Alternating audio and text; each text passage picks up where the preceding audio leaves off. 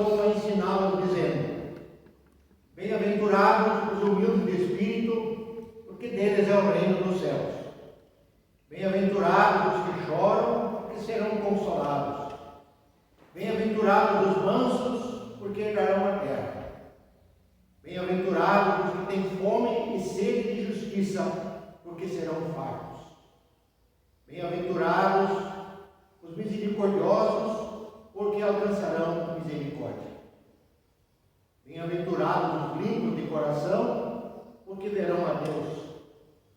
Bem-aventurados os pacificadores, porque serão chamados filhos de Deus. Bem-aventurados os perseguidos por causa da justiça, porque deles é o reino dos céus. Bem-aventurados sois, quando por minha causa vos injuriarem, vos perseguirem, e mentindo disserem todo mal contra vós. Regozijai-vos e exultai, porque é grande o vosso galardão nos céus, pois assim perseguiram aos profetas que viveram antes de vós. Quero cumprimentar a todos com um bom dia. Bom dia. Sejam todos bem-vindos mais uma vez para este culto, neste domingo. Como todos sabem, nós estamos tendo assim, uma certa restrição quanto ao número de pessoas e também as nossas crianças, que sempre têm vindo ao culto infantil, mas a Bíblia também diz: onde tiver 2 ou 3 em meu nome, eu estou no meio deles. E nós estamos aqui hoje para celebrar o culto, e como também está sendo gravado mais tarde, certamente os outros irmãos também da comunidade vão poder assistir o culto e assim também compartilhar conosco esse dia, os cantos e também a palavra de Deus, a mensagem da palavra de Deus. Então convido a todos para cantarmos na sequência o nosso primeiro hino, e na última estrofe, então, eu convido que todos possamos nos colocar em pé.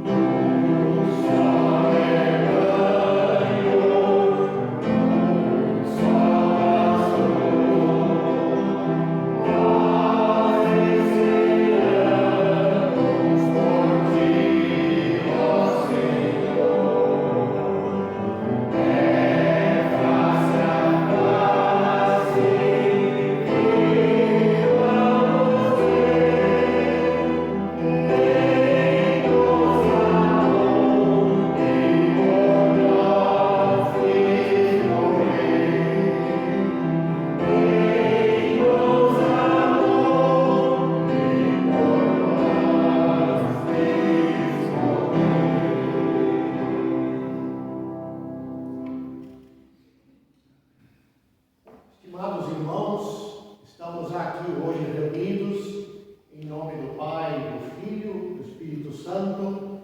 O nosso socorro vem do Senhor que fez o céu e a terra. Que o amor de Deus Pai, a comunhão do seu Filho e a consolação do Espírito Santo esteja com todos vocês. E contigo também. Vamos orar. Querido Deus, bondoso Pai, muito obrigado por este dia de vida, também pela noite de descanso e por esta semana que finalizou e por esta que estamos hoje iniciando. Pedimos que o Senhor nos ajude durante todos os dias e tudo aquilo que nós fizermos em palavras, em ações, façamos para a honra e a glória do Senhor.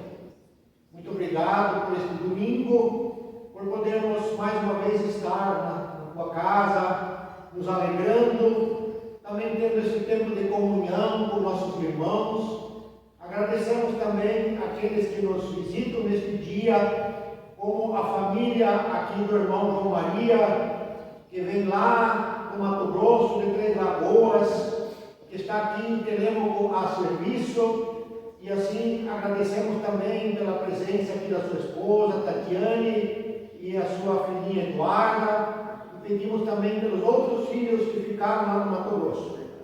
E por todos os irmãos presentes, aqueles que hoje também não estão aqui entre nós, mas que num outro momento vão estar acompanhando este culto, que possamos juntos ter este momento de comunhão, e também pela tua palavra que vamos ouvir neste dia. Que ela possa vir ao encontro das nossas necessidades, fortalecer a nossa fé e também ajudar a nossa caminhada cristã aqui na terra, para sermos cristãos que possam fazer, não sermos diferentes, mas fazermos a diferença neste mundo, Senhor, que tanto necessita da sua palavra e que tanto necessita do Evangelho. Abençoa a nossa igreja, todas as igrejas cristãs dessa cidade. Pedimos também pelas autoridades do nosso município, do estado e também nossas autoridades federais. Pedimos que perdoes também nossos pecados, aumente a nossa fé, aumente também o nosso amor contigo e uns com os outros.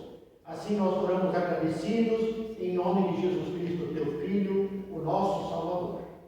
Amém. Podemos assentar.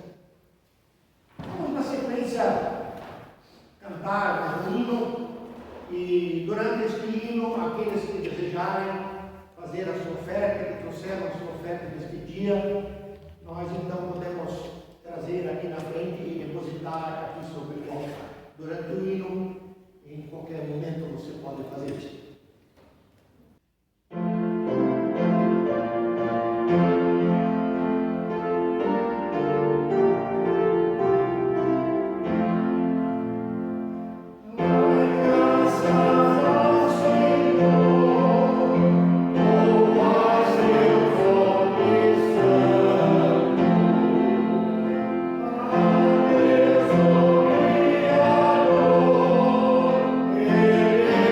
Oh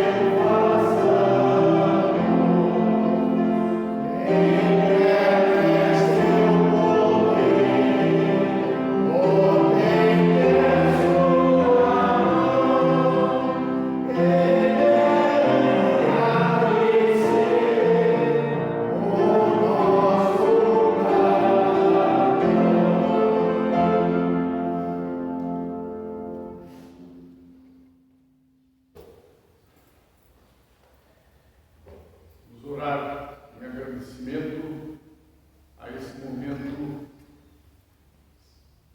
importante das nossas vidas, que é ter podido trazer os nossos dízimos e as nossas ofertas. Pai amado, Pai querido, obrigado mais uma vez por termos podido vir ao teu altar, trazer os nossos dízimos e as nossas ofertas. Abençoa, Senhor, aqueles que o fizeram e também aqueles que não puderam fazer. É nós que nós te pedimos, em nome do teu Filho amado, nosso Senhor e Salvador, Jesus Cristo. Amém.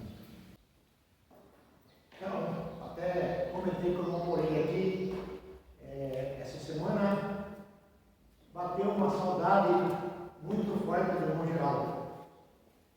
Se lembra, nós perdemos aqui como a companhia e a comunhão aqui na igreja de dois membros aqui na nossa comunidade, o Paulo Heller e também o irmão Geraldo. O irmão Geraldo, assim, tem um pouco mais de história dentro da comunidade, não é assim que todas as pessoas são importantes no mesmo nível de consideração, mas o irmão Geraldo tem uma caminhada muito longa dentro da comunidade. Se isso aqui hoje está aqui em pé, foi graças à iniciativa, à visão na época dele, E essa semana bateu uma saudade muito forte dele, saudades mesmo. Eu pensei comigo assim, no dia que foi lá em Curitiba, eu quero ir lá no cemitério onde ele está sepultado e chamar a atenção dele lá, Por que ele fez isso com a gente? Por que ele deixou nós, Mas a gente sabe que nesse momento ele está muito melhor do que todos nós, Mas sem dúvida a pessoa como Geraldo faz muita falta, Ainda bem que ele continua vivo no nosso coração. Então quero aqui agora fazer um agradecimento à nossa família que está nos visitando, aos nossos irmãos, o irmão João Maria, a irmã Tatiane e também a pequena Eduardo. Eles têm mais 2 filhos que ficaram em Três Lagoas, Mato Grosso, e ele está aqui a trabalho e estão morando aqui agora, Então que Deus abençoe vocês, sejam bem-vindos aqui à casa de vocês. Isso aqui tudo é irmão de vocês, Tá vendo quantos irmãos vocês tinham que não borba, E não... Sejam bem-vindos, obrigado, que Deus abençoe a vida de vocês aqui em Telemaco Borba. E precisamos de nós também, alguma coisa, estamos aqui à disposição, A gente sabe que tem essas idas e vindas de pessoas para Mato Grosso, especialmente lá em Três Lagoas, porque a Clabin tem atividades lá também, Até tem um outro casal aqui na igreja, não? Tem as fábricas são iguais. São indústrias do mesmo ramo, então por isso que às vezes há essa troca de pessoas profissionais que vêm de lá e que vão daqui para lá. Como nós temos aqui na igreja também um casal, uma família que ele também chama João Maria, e ontem estive na tarde fazendo uma visita para eles, e eles têm um filho que é técnico florestal e que saiu da Clabin e foi lá trabalhar lá no Mato Grosso, na cidade da onde os irmãos estão vindo. Então, meus irmãos, hoje nós vamos ter aqui a nossa mensagem com o Luciano. E como nós estamos dentro do mês de outubro, e ontem, dia 31, é a data que nós comemoramos a reforma, chamada Reforma Protestante, quando em 1517, Martinho Lutero pregou na porta da Catedral de Wittenberg, na Alemanha, as 95 teses, que na época a Igreja Católica, a sede da Igreja Administrativa era em Roma, na Itália, e Lutero era um bispo lá na Alemanha. E então, por muitos anos, havia assim, muito descontentamento dentro da igreja. Se nós formos olhar a história, praticamente desde o ano 1200, já os líderes, as pessoas se manifestaram, mas a ameaça e a perseguição e o poder da igreja, ela intimidava, né, aquelas pessoas. Mas chegando lá próximo de 1500, né, depois de muitas coisas acontecerem, algumas descobertas, né, na época as artes, a música, né, estava muito forte, e nesse momento então Lutero aproveitou para pregar as 95 teses. Foram 95 pontos, né, que Lutero estava chamando a atenção e discordando da igreja à luz da palavra de Deus. Lutero era um cristão, uma pessoa sedenta para fazer a vontade de Deus, ele não tinha intenção de fundar uma outra igreja, não é que era um rebelde, né? Mas ele estava angustiado e procurando, né, servir a Deus, mas também observar a palavra de Deus. A Bíblia, até naquele momento, de repente, tinha virado um livro de decoração da igreja, tipo aqui, ó, né? Seria a mesma coisa como nós temos aqui essa Bíblia no altar, que é um sinal, né, que é a palavra que nos guia, a palavra é a nossa luz, né? Agora, o que adiantaria se nós deixássemos essa Bíblia aqui por anos e anos a fio fechada aqui em cima do altar? E Lutero não quis isso, então Lutero traduziu uma Bíblia e disse: não, o povo tem que ter a Bíblia na mão, as pessoas têm que ler a Bíblia, têm que conhecer a palavra de Deus. E tudo isso, então, assim, ele tinha essa vontade, esse desejo, mas sentia-se muito reprimido por isso. Até então, em 1517, ele então pregou essas 95 teses. Por que no dia 31? Porque no dia 1º, como é hoje de novembro, na igreja era comemorado o dia de todos os santos. Então tinha missas assim com grande frequência, né? Então, justamente coincidiu que as pessoas chegavam na igreja e viram aquelas teses. Aí a conversa, né, todo mundo foi se multiplicando e né, as pessoas curiosas queriam saber e aquilo, né, de repente aquilo chegou ao conhecimento também do Papa lá em Roma, que na época era Leão X. E então a história diz aqui que em 1520, né, a reforma se deu em 1517, em 1520 Lutero recebeu a bula de excomunhão e que foi queimada em praça pública. Lutero queimou aquela bula de excomunhão para dizer, né, para assim, né, demonstrar um desprezo, achar que aquilo era uma intimidação e que aquilo tinha alguma importância, né? Daí depois, em 1521, Lutero compareceu a uma dieta na cidade de Worms. Aí o Papa convocou esse grande concílio, essa grande dieta, essa grande reunião, para que Lutero pudesse ter uma oportunidade para ele renunciar a tudo aquilo. Dizer, olha, eu renuncio tudo meus escritos, minhas confissões, né, meus livros, minhas teses, eu volto atrás. Era essa a intenção que o Papa tinha organizado esse concílio, né, para que Lutero fosse se retratar. Então eu quero rapidamente assim, porque o Luciano vai dar sequência depois desse assunto a partir daqui, né? Então Lutero compareceu na dieta de Worms, convocada pelo imperador Carlos V e o Papa Leão X. Lutero era ovacionado por onde passava, pois estava liderando um movimento que tiraria a Alemanha do jugo de Roma. Durante a dieta foram colocados certos livros que escrevera e solicitado a retratar-se. Ali estavam o imperador, os eleitores, príncipes, leigos, clérigos, cardeais, condes, nobres, cavaleiros do império e delegados e embaixadores de quase todos os países da Europa. Lutero falou pausadamente e ao finalizar disse: não quero me tornar um herege, contradizendo aquilo que me possibilitou ser um cristão. Digo ainda, se me provarem pela Bíblia que eu estou errado, volto atrás. Mas pelos dogmas da igreja, não. Que Deus me abençoe.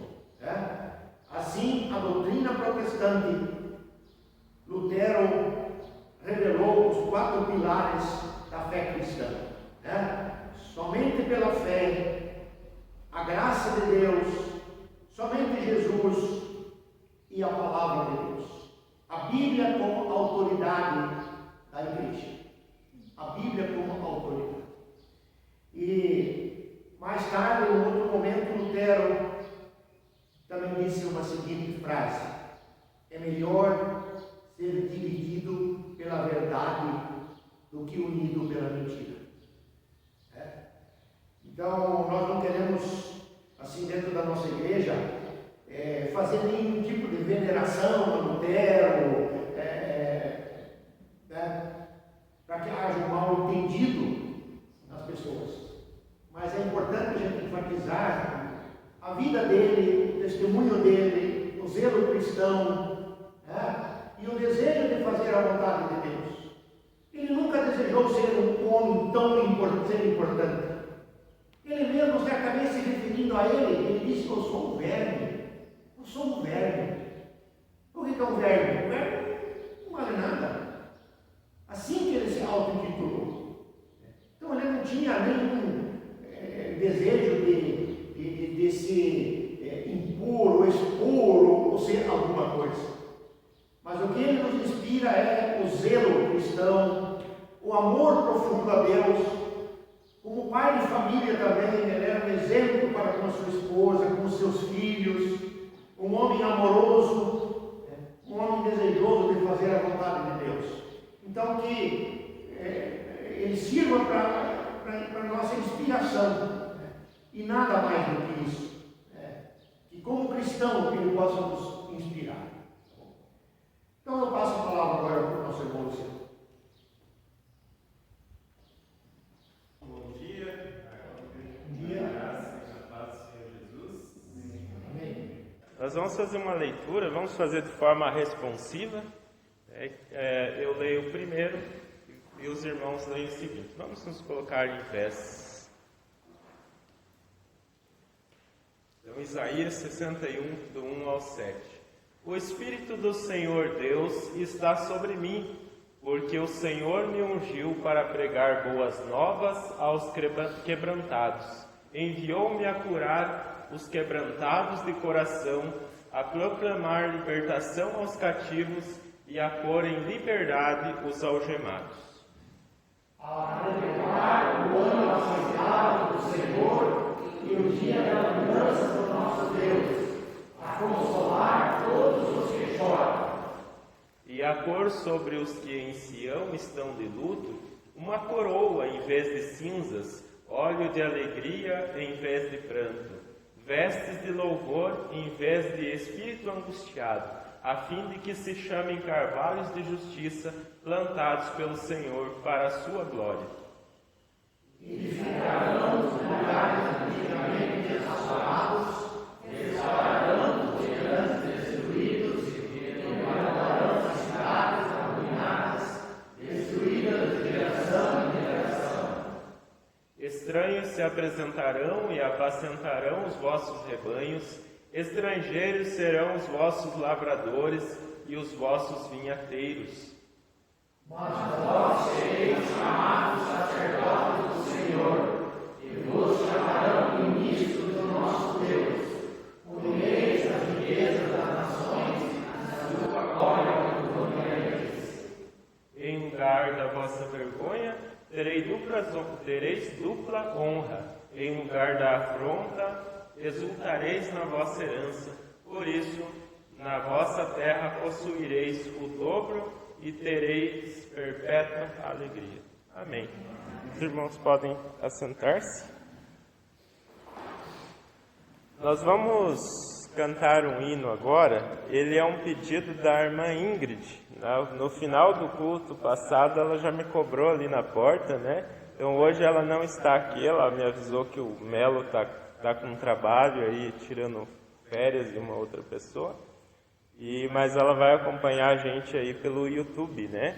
Então vamos cantar bonito, né? Para ela cantar com a gente. Eu não sei se eu vou cantar bonito. Então é um hino que talvez eu acho que os irmãos já conhecem, é um corinho muito conhecido. do irmão Geraldo, muito boa lembrança, né? Então, nós vamos então cantar esse corinho, um corinho bem antigo, né? Que ele fala sobre o Espírito Santo, né? Deixa eu achar aqui, eu vou tentar acompanhar na partitura aqui também, para eu não me perder. E às vezes algumas variações, né?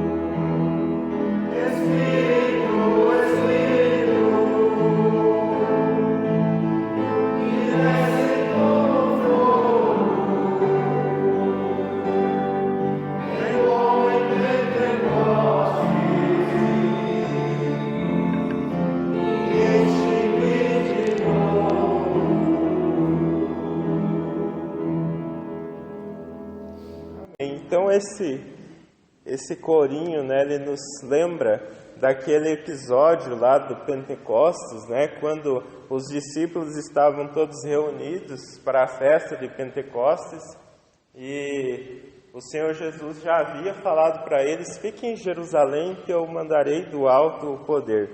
E ali eles receberam aquela confiança, aquele poder missionário, né, de levar a palavra de Deus. Ali teve aquele momento e a partir dali o Evangelho se espalhou para o mundo inteiro e chegou até nós. E esse mesmo Espírito é o que nos acompanha, esse mesmo Espírito é o que é o nosso guia como crente. Então, através da palavra de Deus e com a guia do Espírito, nós seguimos firmes na fé. Amém?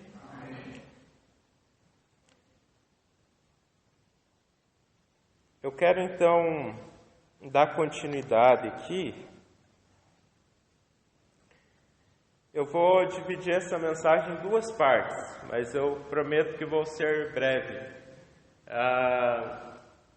A primeira parte eu vou fazer um resumo dos desdobramentos da reforma, e na segunda parte eu quero dar ênfase a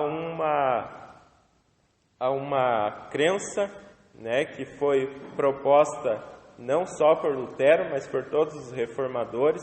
Eles redescobriram isso na Bíblia, que é o sacerdócio real, ou sacerdócio de todos os crentes.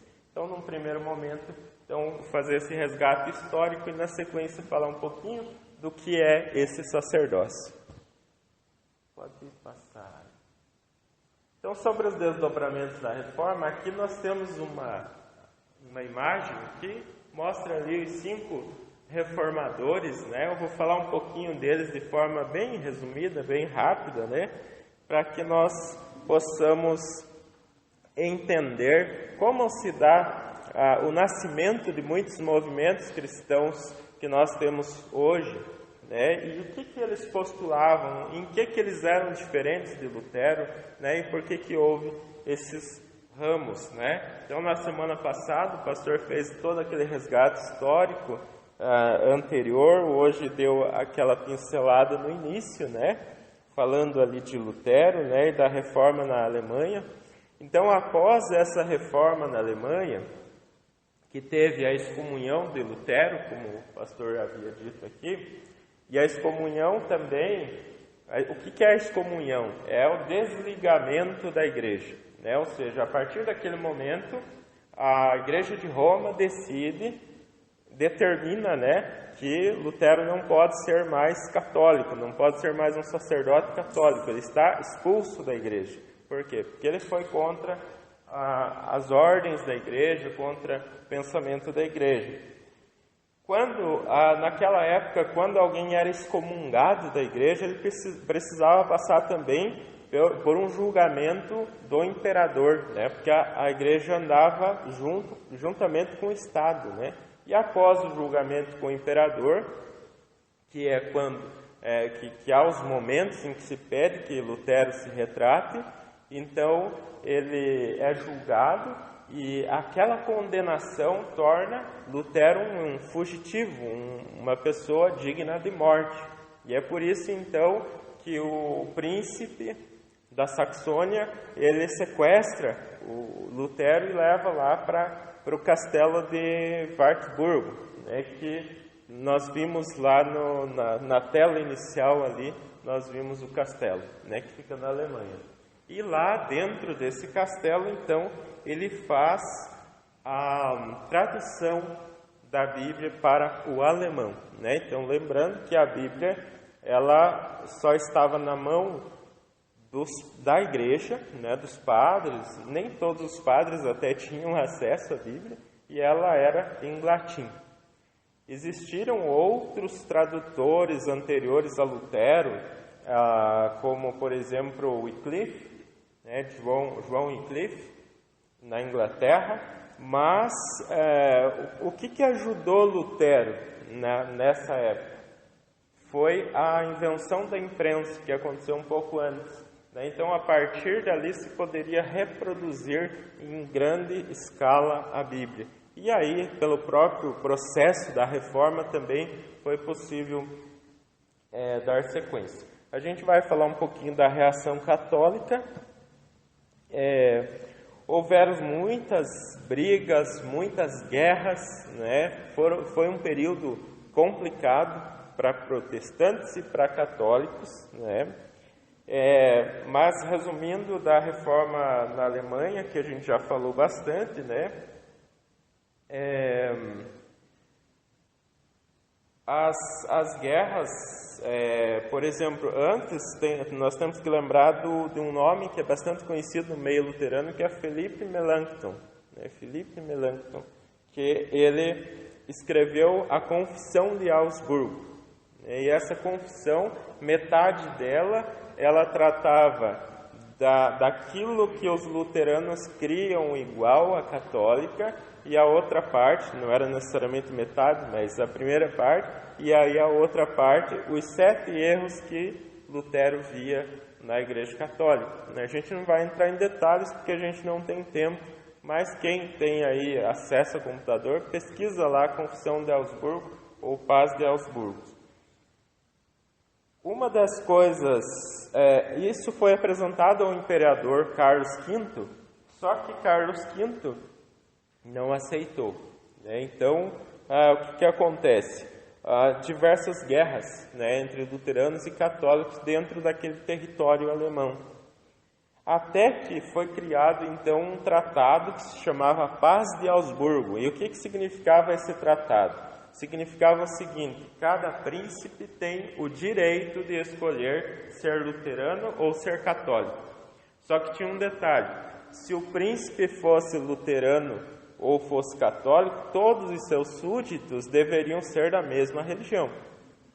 Ou seja, você até podia mudar de região. Por exemplo, vamos dizer que Telêmaco Borba adotou o luteranismo, e o irmão Moreira fosse católico.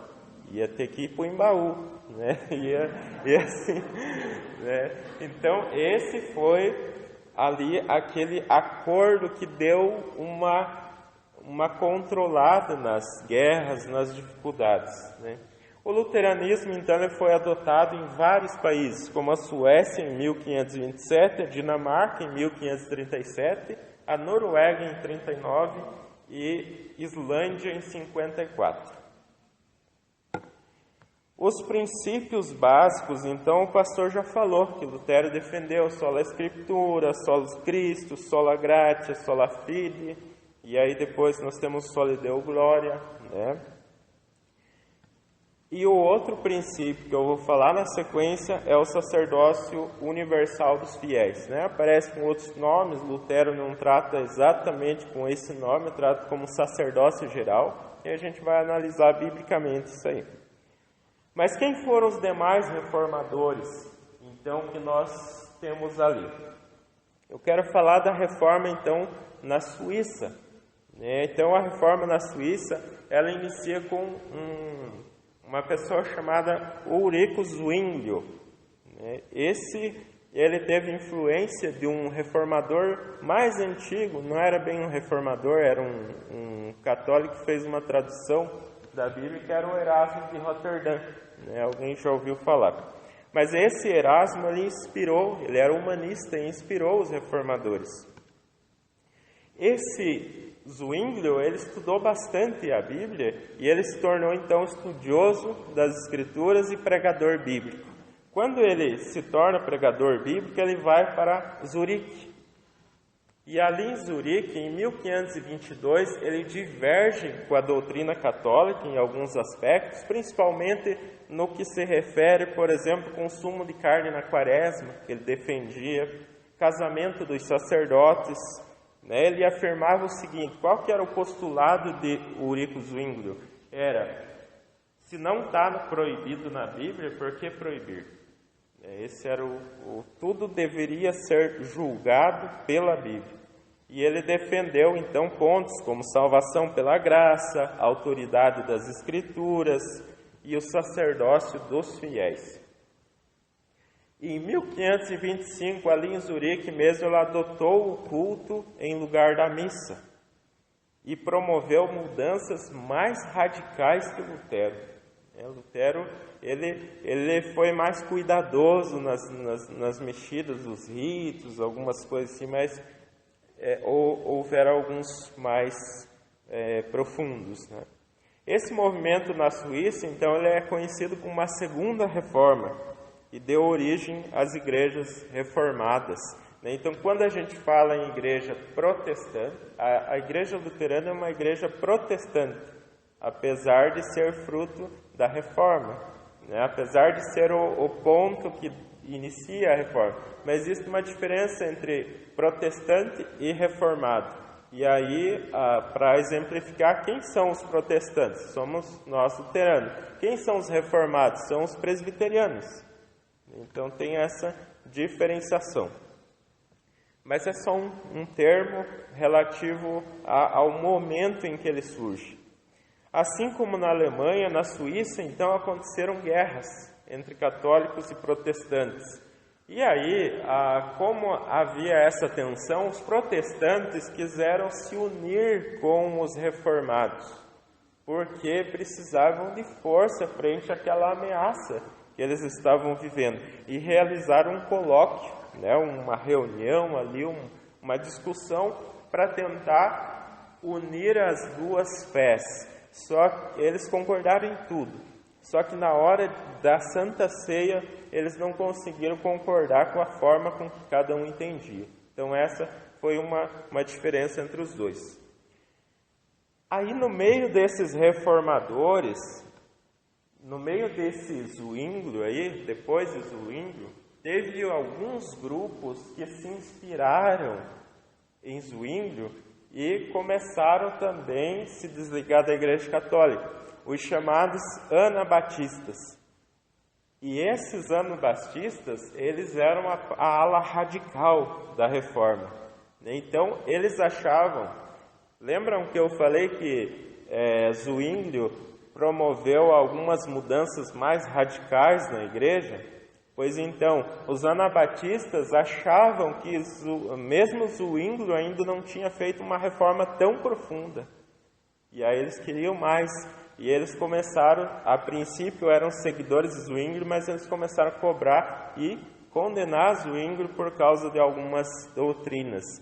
E a principal coisa que difere os anabatistas e dá nome para eles é a questão do batismo. Porque os anabatistas eles não concordavam com o batismo infantil. Então, eles passam a ser chamados de rebatizadores. Por isso, anabatista, significa isso a palavra. Porque eles batizavam os adultos. Então, dentro deles, tiveram diversos grupos. É difícil dizer que os anabatistas eram esses e analisar todos os tópicos de doutrina dos anabatistas. Existiu, por exemplo, gente que era extremamente radical, inclusive teve um caso problemático na Alemanha com um desses anabatistas. Mas um nome que eu quero destacar aqui, que vale a pena a gente lembrar dele, é o Menno Simons, que dá origem aos Menonitas, que nós temos nossos irmãos aqui em Vitimarsum, temos em Curitiba, os Menonitas. Então, eles são da linha anabatista.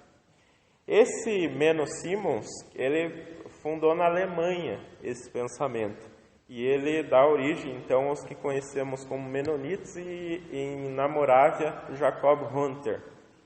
Esses reformadores anabatistas da ala mais comunitária, assim, eles viviam em colônias, como eles vivem até hoje. E eles tinham tudo em comum. A ideia era voltar a viver como a igreja de Atos. Esse era o postulado deles, Bom, na Suíça ainda, nós temos outro reformador, que esse é o mais conhecido, que é João Calvino, que é o que dá origem aí para as igrejas presbiterianas. Zwinglio também, ele é denominado calvinista, não porque ele foi influenciado por Calvino, mas porque é a mesma linha de pensamento teológico. Esse João Calvino, ele era francês e formado em teologia, humanidades e direito. E ele converteu-se em 1533. Então, lembre, Lutero fez pregou lá as 95 teses em 1517. Paralelamente, estava acontecendo aquela efervescência da reforma. E Calvino estava em Paris estudando, e lá ele teve conhecimento, então, da reforma, os pensamentos reformistas, e ali ele se converteu. Ele se localizou na cidade de Estraburgo, só que uma vez ele estava voltando para a cidade dele, que se chamava Estraburgo, e ele acabou tendo que desviar por causa da guerra entre a Alemanha e França e acabou em Genebra. E em Genebra ele foi convidado por Guilherme Farel, que conhecia os trabalhos de Calvino e quis que Calvino ficasse para ajudar a reforçar o protestantismo dentro de Genebra. Ele fica ali, depois ele acaba sendo expulso, passa um tempo, ele é chamado de volta para Genebra e ali ele faz um grande trabalho, porque ele cria então a igreja, ou melhor, cria a constituição da igreja reformada de Genebra, e ele define as 4 categorias de oficiais ali naquela igreja, que são os pastores, os doutores, os presbíteros e os diáconos. Em 1559, então, Calvino se torna cidadão de Genebra e ele funda uma academia, ou seja, uma universidade, ela que vem a ser a Universidade de Genebra. Se eu não me engano, a irmã Maria tem uma Bíblia que se chama Bíblia de Genebra, né? Eu acho que é isso. Então, a Bíblia de Genebra, ela faz referência a esse pensamento, a essa cidade. Genebra foi considerada uma cidade cristã modelo, porque ali se instituiu o mais próximo de uma teocracia, onde havia os ensinos baseados nas Escrituras. Era uma cidade baseada nas Escrituras. Foi prefeito lá, né? Foi prefeito, foi fundador das universidades, né? Então, ele conseguiu uma coisa extraordinária, né? E é lembrado até hoje nesse sentido. Ali se tornou um centro do protestantismo, né? Preparando líderes reformados para toda a Europa e abrigando refugiados, né? das guerras, né? Fugindo de diversos lugares. O sistema teológico calvinista deu origem às igrejas reformadas na Europa e às presbiterianas nas Ilhas Britânicas. E aí depois a gente segue. Vamos falar um pouquinho da Inglaterra. A Inglaterra, nós temos vários fatores, então, que contribuíram para a reforma na Inglaterra. E talvez a reforma na Inglaterra seja a mais polêmica da história. Eu, pelo menos, não gosto da história inicial da reforma na Inglaterra. Por quê? Porque ali tem uma pessoa chamada Henrique VIII. Né? E esse Henrique VIII, ele se desentende com a Igreja Católica por uma questão pessoal, porque ele era casado, então, com a Catarina, né? E aí ele quer se divorciar, porque ela não pode dar um filho homem, tem alguma coisa assim nesse sentido, e ele quer se divorciar não, porque divorciar não podia. Ele queria anular o casamento. Não sei se os irmãos sabem, na Igreja Católica não se divorcia, anula casamento. Então, digamos assim, se for provado que aquele casamento por algum motivo pode ser considerado nulo, anula-se o casamento e aí pode se casar com outro, né? Porque não se admite o segundo casamento. Bom, lá, então, já antes tem a figura do John Wycliffe, né? Que ele é um grande reformador, antes de Lutero ali. Aí nós temos a entrada dos ensinos de Lutero em 1920. Nós temos um Novo Testamento de um outro reformador chamado Tyndale e os refugiados que retornam de Genebra. Então a sociedade em si, ela está naquela efervescência da reforma. Mas Henrique VIII, ele rompe com a Igreja Católica por causa desse problema dele. O Papa não quis anular o casamento dele porque a mulher dele era filha do imperador Carlos V, que era aliado do Papa. Então, não deu certo. Então, Thomas Cranmer assume o arcebispado um pouco mais tarde, rompe com a Igreja Católica e anula o casamento do príncipe. Detalhe, do príncipe não, do rei. Detalhe, esse rei teve mais 5 mulheres depois disso, mas... Então,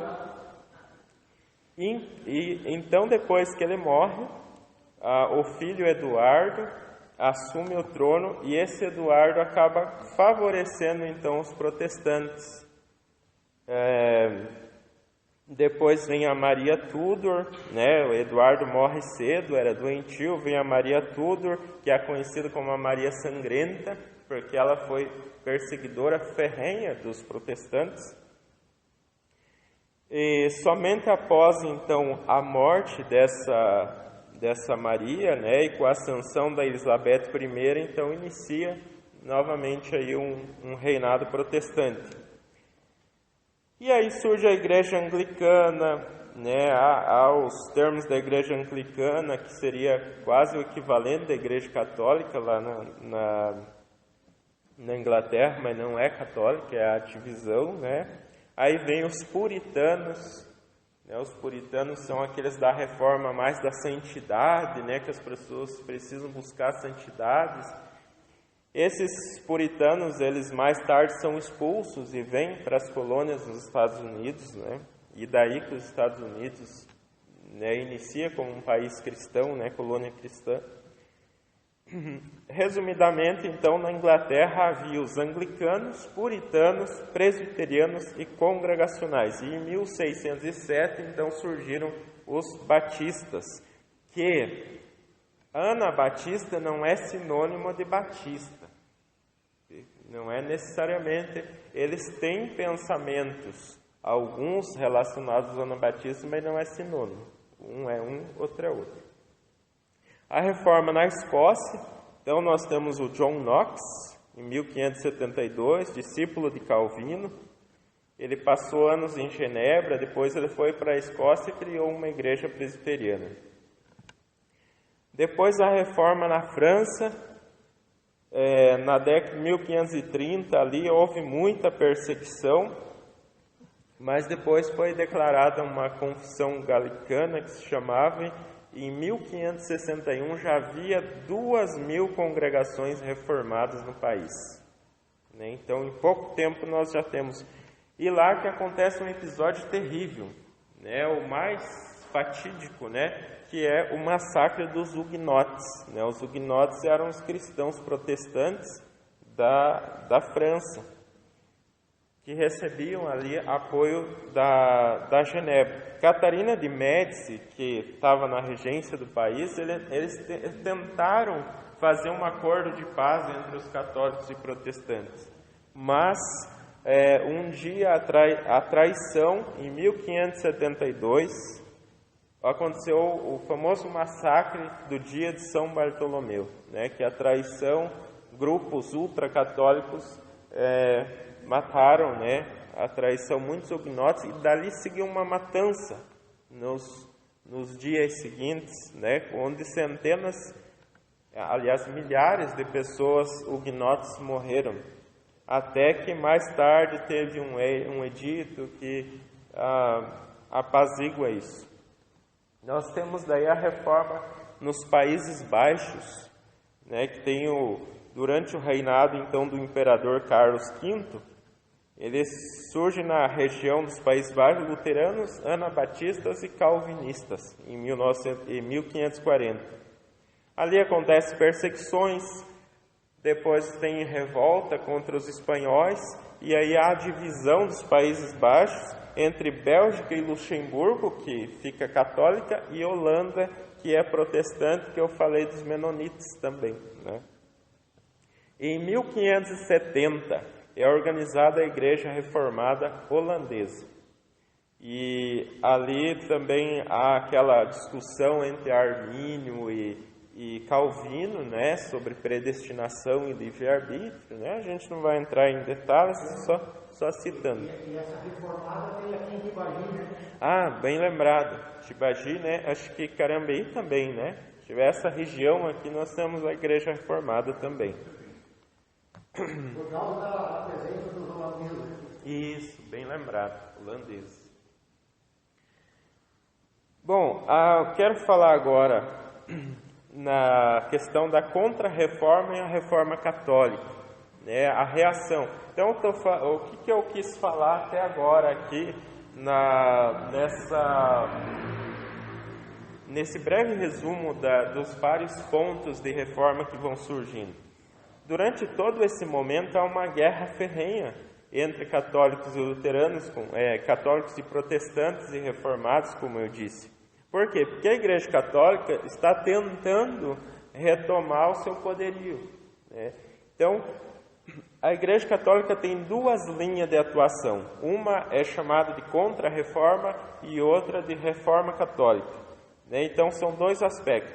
No caso da Contra-Reforma, então, ela tinha o propósito de reorganizar e lutar contra o protestantismo, não só em um plano dogmático, ou seja, das doutrinas, mas também no plano político-militar. Então, se investia nas cruzadas, se investia nas guerras, né, para tentar conter o protestantismo e retomar os territórios que até então os príncipes eram protestantes. Outro aspecto que é a reforma católica, então, era corrigir problemas internos do catolicismo em resposta às críticas dos protestantes e outros grupos. Então, chega um momento que a Igreja Católica, alguns começam a perceber, bom, peraí, a gente está perseguindo ele, mas algumas coisas que eles estão falando, a gente tem que admitir que eles estão certos, né? E aí eles começam, principalmente no que tange a corrupção, né? Eles precisam corrigir esse problema e algumas doutrinas, ainda que poucas delas, né? Por exemplo, existiram grupos de espiritualidade mística na Espanha, famosos por Teresa de Ávila e João da Cruz, também a conhecida Sociedade de Jesus, ou Companhia de Jesus, né, fundada por Inácio de Loyola, que foi oficializada em 1540, e que eram denominados jesuítas, né? Eles realizavam voto de pobreza, de castidade e obediência aos superiores. E detalhe, submissão incondicional ao Papa, né? Ou seja, tudo que o Papa disser é certo, né? Essa crença. Qual que era o objetivo deles? Expandir e fortalecer a fé católica através das missões, educação e combate à heresia, né? Ou seja, tudo que os protestantes diziam era heresia, né? As ordens franciscanas, dominicanas e jesuítas realizaram uma grande obra missionária no Oriente e nas Américas nesse período. Então, a gente sabe a história do descobrimento, né, que a igreja mandava também os jesuítas, né, para que fossem evangelizar, né? O mecanismo mais importante desses dois aspectos da reação católica, então, foi chamado Concílio de Trento, né? Porque ali eles se reuniram para decidir, bom, então vamos ver o que nós vamos fazer. Nós vamos rejeitar as doutrinas protestantes, a gente vai reafirmar as nossas doutrinas. Ali eles escreveram um documento. Foi definido também a Vulgata Latina como uma Bíblia verdadeira, a Bíblia que deveria ser lida. Definidos os livros apócrifos ou deuterocanônicos, e aí houve uma lista de livros proibidos. Claro que entre essa lista de livros proibidos eram todos os livros dos protestantes, né? Não só também os livros da magia e de outros, mas principalmente os livros que os protestantes. Então a gente vai ver muitos episódios de queima de livros, de Lutero, de Wycliffe, de tantos outros, né? Queimas de livros. E ali reativou então a Inquisição, que teve a espanhola e a romana, né?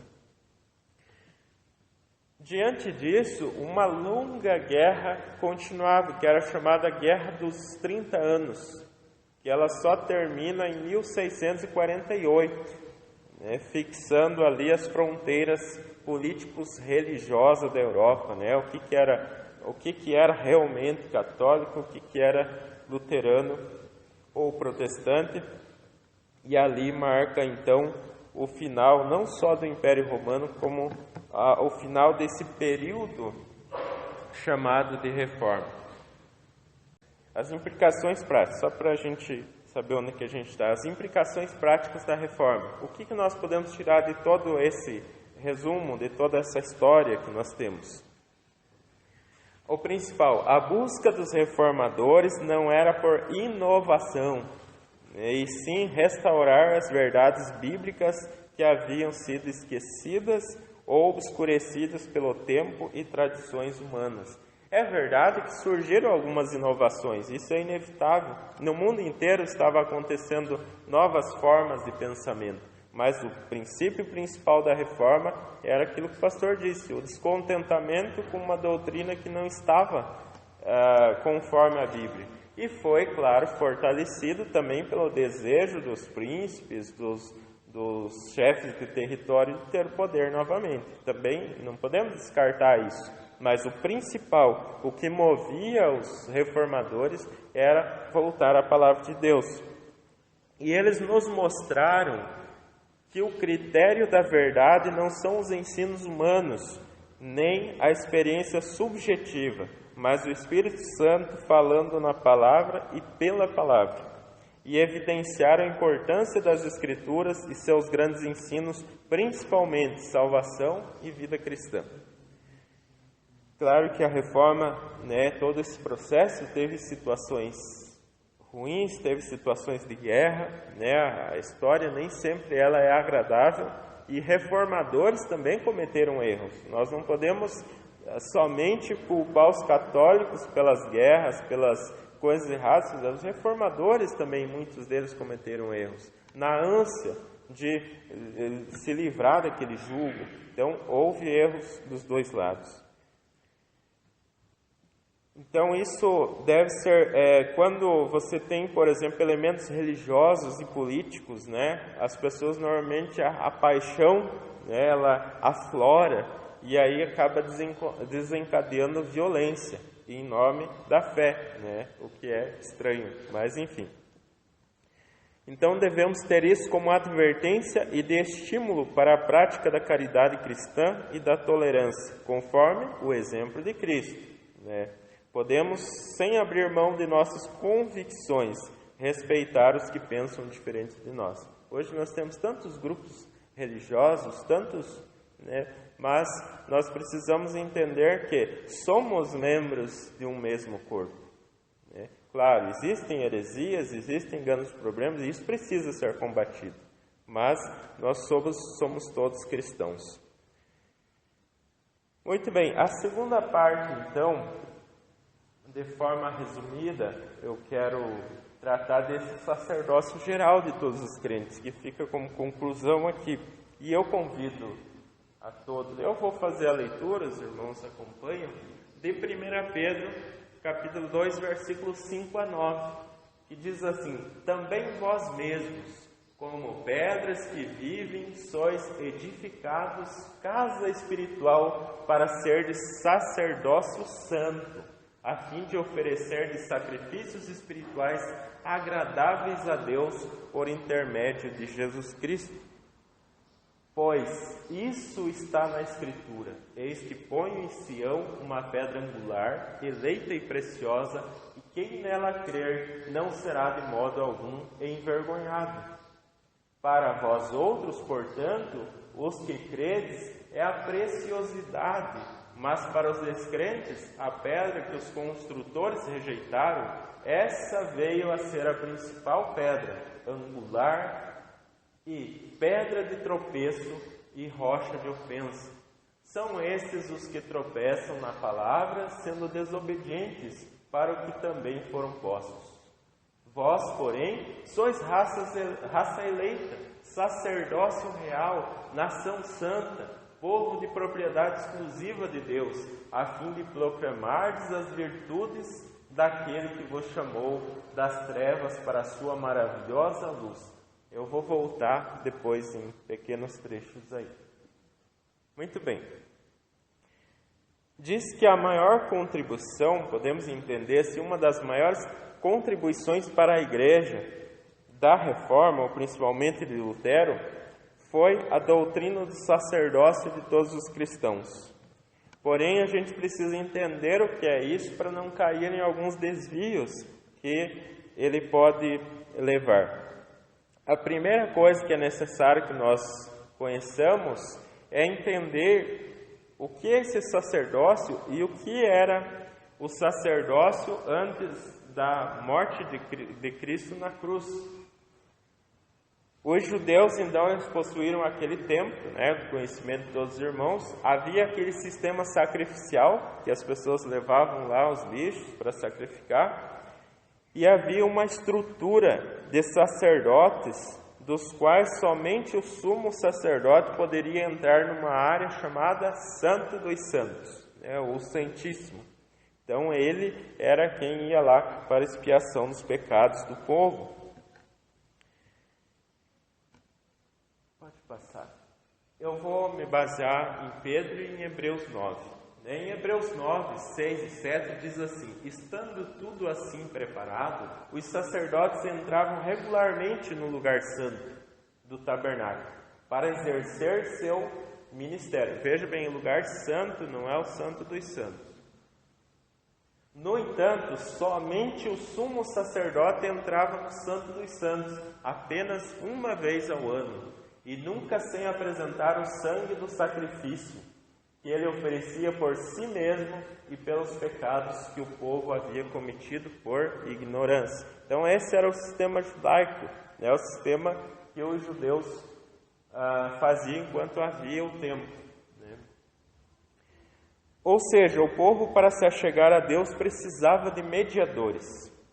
Se fizermos uma leitura da situação, então, dos tempos de Jesus, nós vemos que esse sistema era ineficaz. A corrupção no templo era enorme. Nos tempos de Jesus, o sumo sacerdote era extremamente corrupto.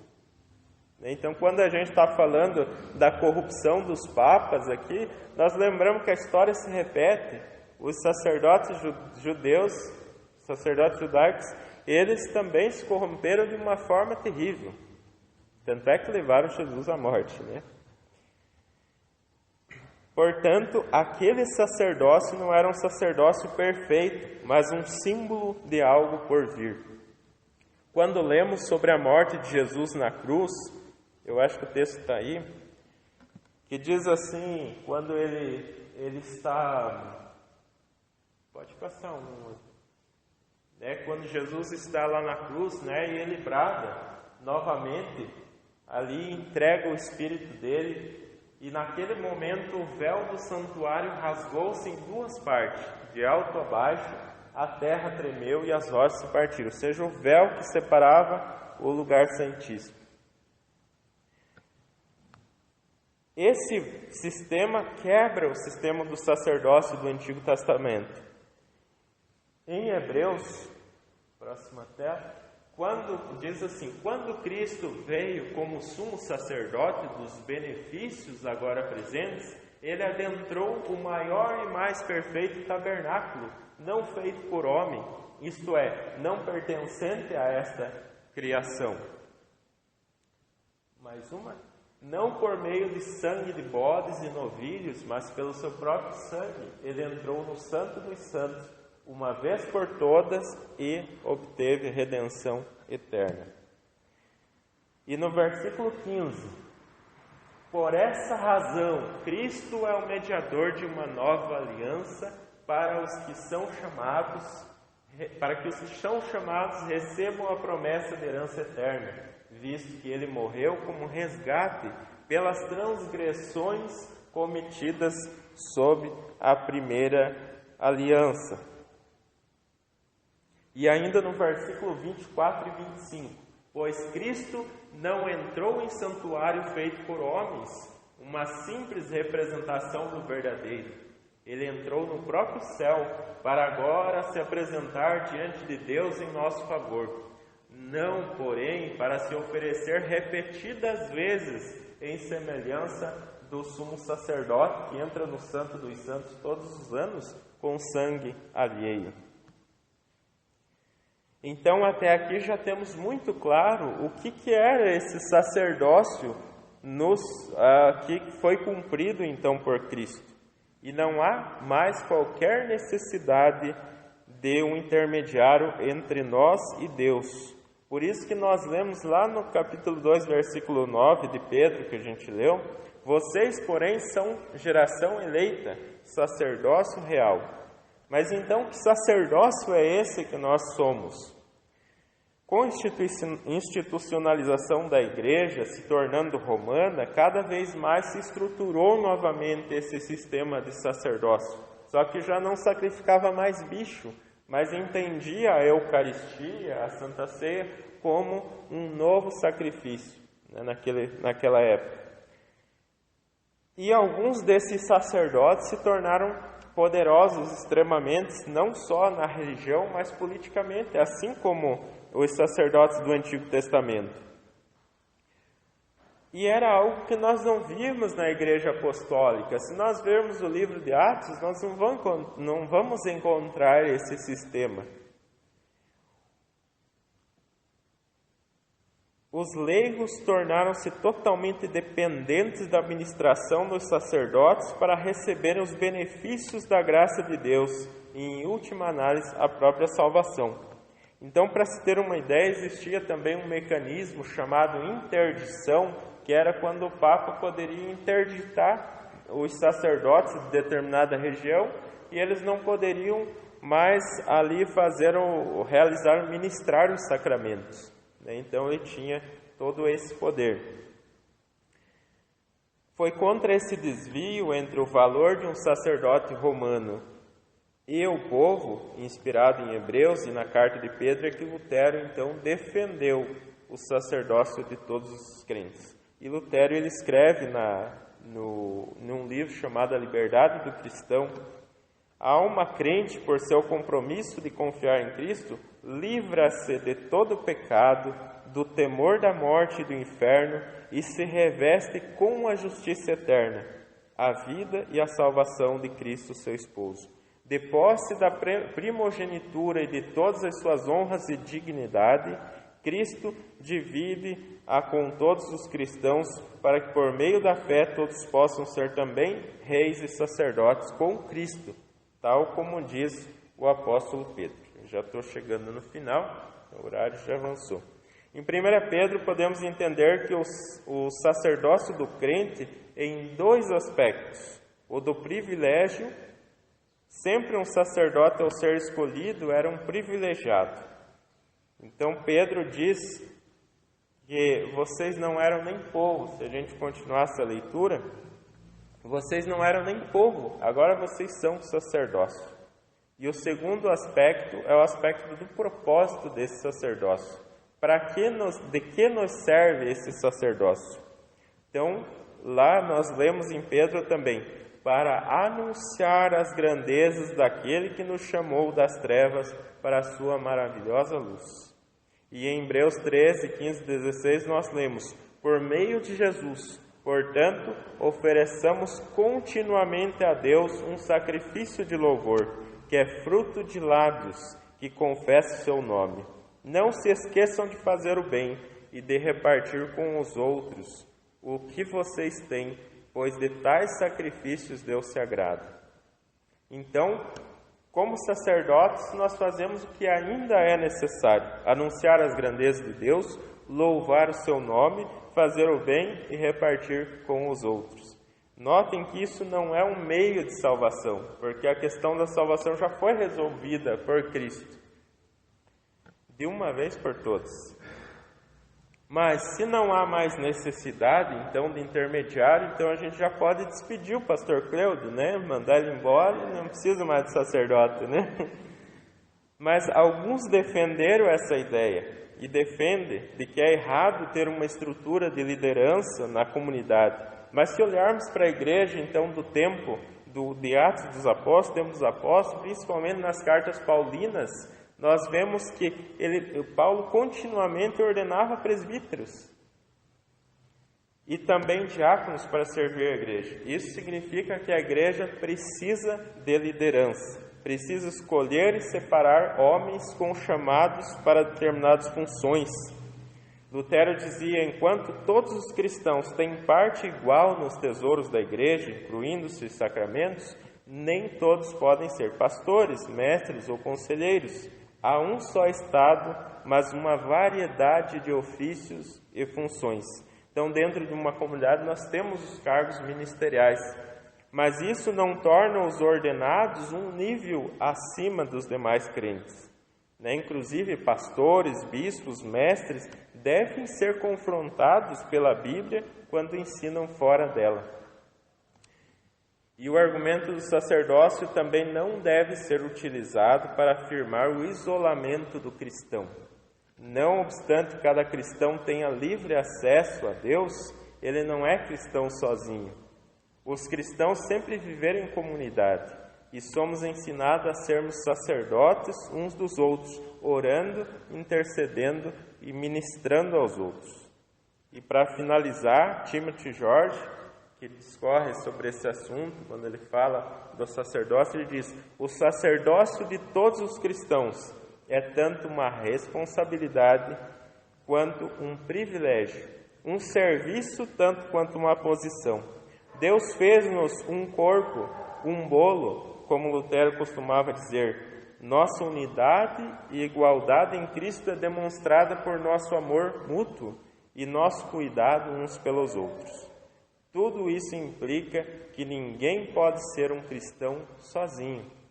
Assim como não podemos nascer de nós mesmos ou batizar a nós mesmos, da mesma forma não podemos servir a Deus sozinho. Então, exerçamos cada um esse sacerdócio pela graça de Deus. E que Deus abençoe a todos. Obrigado, pelo Luciano, por esta mensagem e também por esta aula de história, né? Quando o Luciano estava falando aqui sobre o sacerdócio real de todos os crentes, me veio aqui uma história que um pastor, uns anos atrás, contou, depois nunca mais esqueci, diz que o pastor foi visitar uma família e daí coincidiu que está na hora do almoço. Aí, quando sentaram na mesa, o pastor, por uma questão assim de reconhecimento, estava na casa, ele era o dono da casa, era o chefe da casa, aí o pastor disse que pediu para ele fazer a oração. Então o irmão ora, então agradece a comida, né? Aí disse que aquele irmão se virou para o pastor e falou assim: não, o Senhor é que é pago para isso, né? O Senhor que é pago para isso. Então, o que é o sacerdócio, né? Todos nós podemos fazer o que é comum na vida cristã, na fé cristã, né? Pregar o Evangelho. É lógico que todos nós vamos ter uma certa limitação em confrontar um com o outro, né? Por exemplo, o conhecimento do irmão Moreira na área de floresta, né, é bem maior do que muitos de nós aqui, mas alguma coisinha a gente consegue falar, né? A gente conhece algumas espécies de árvore e assim por diante, né? Mas o conhecimento dele é bem maior, né? Vamos supor lá o Estevão, né, na área da saúde, lá, o conhecimento dele é bem maior, né? Então, esse é o sacerdócio geral de todos os crentes, né? Todos nós podemos testemunhar, falar, orar, cantar, visitar doente, né? É o papel de todos os cristãos. Não é a minha oração que é mais forte do que a tua oração, não, né? Não é nesse sentido. A oração de qualquer cristão, por mais simples, por mais humilde que seja, pode até falar errado, né? Mas o poder de Deus, a força da oração, ela não está nas palavras bonitas, no vocabulário correto, né? Mas está justamente na nossa fé, na nossa comunhão, no nosso desejo de fazer as coisas de Deus. O Luciano também aqui, né, muito bom. Só tem um detalhe também, por exemplo, a primeira discórdia que teve entre Lutero e Calvino, né, que Calvino veio depois de Lutero, uns anos depois, foi na reinterpretação da Santa Ceia, né? Ali que também os reformadores tiveram os seus embates, né? Porque a Igreja Católica, ela cria na transubstanciação, né? Quando o padre pega o elemento e faz o sinal da cruz em cima do elemento, aquele elemento se transforma em carne e sangue de Cristo. Por isso que aquela sobra da hóstia na Igreja Católica, ela não pode ser descartada, né? Ela tem que ser guardada num lugar lá, porque aquilo é carne e sangue de Cristo, né?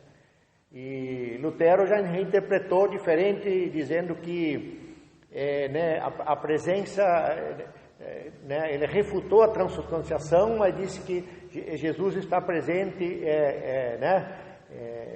real, ele está com, em e sob aquele elemento.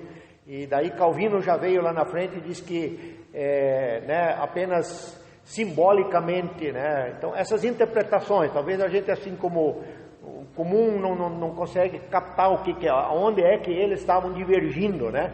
Mas é interessante a gente estudar a história da igreja e ver como é que as coisas evoluíram, tá bom?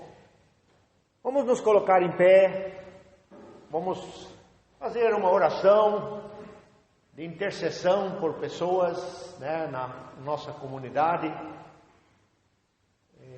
Eu gostaria de pedir a todos também a oração pela Thalita, nossa filha. Ela semana não passou bem e ontem teve um probleminha também à noite, um tal do pânico, né? Ela estava dirigindo o carro com as crianças e de repente teve um mal-estar dentro do carro e precisou sair e andar, né? E as crianças dentro do carro. Daí alguém percebeu que ela estava, né, com dificuldade, daí localizou o esposo dela, ele foi ao encontro onde ela estava. E a gente que está à distância recebendo essas notícias assim fica meio, né, na hora não dá vontade de sair correndo, não sabe o que fazer. Então queria também que vocês lembrassem ela em casa nas orações, Thalita, né? E orar também pela família do irmão. Eu não entendi naquela hora a observação, é João Maria ou José? José Maria. O outro é João Maria, né? Então vamos orar. Senhor, muito obrigado mais uma vez por este dia. Obrigado agora por este momento que queremos também apresentar aqui as nossas necessidades. E quero lembrar aqui da minha filha, Thalita, problemas de saúde. Assim, isso nunca antes tinha se manifestado. Então agora precisa assim fazer alguma investigação para ver o que está causando isso na vida dela. Esteja com ela também, cuidando dos seus filhinhos, seu esposo, do seu trabalho. E abençoa também o Pergone, como pai, a gente fica assim, preocupado com todas essas situações. Também agradeço aqui pela visita do irmão José Maria, a sua esposa, seus filhos, o seu trabalho aqui também como Borba e a nossa acolhida aqui também na nossa comunidade. Sabemos que somos todos irmãos, somos família, somos todos filhos do mesmo Pai. Muito obrigado por esses irmãos que estão conosco hoje. E os outros também que estão em casa, que vão estar acompanhando este culto num outro momento, que o Senhor também abençoe. Assim queremos nos despedir com a oração que o Senhor ensinou aos discípulos, dizendo: Pai nosso que estás no céu, santificado seja o teu nome, venha o teu reino, seja feita a tua vontade, assim na terra como no céu. O pão nosso de cada dia nos dai hoje, perdoa-nos as nossas dívidas, assim como nós também perdoamos os nossos devedores. E não nos deixes cair em tentação, mas livra-nos do mal, pois teu é o reino, o poder e a glória para sempre. Amém.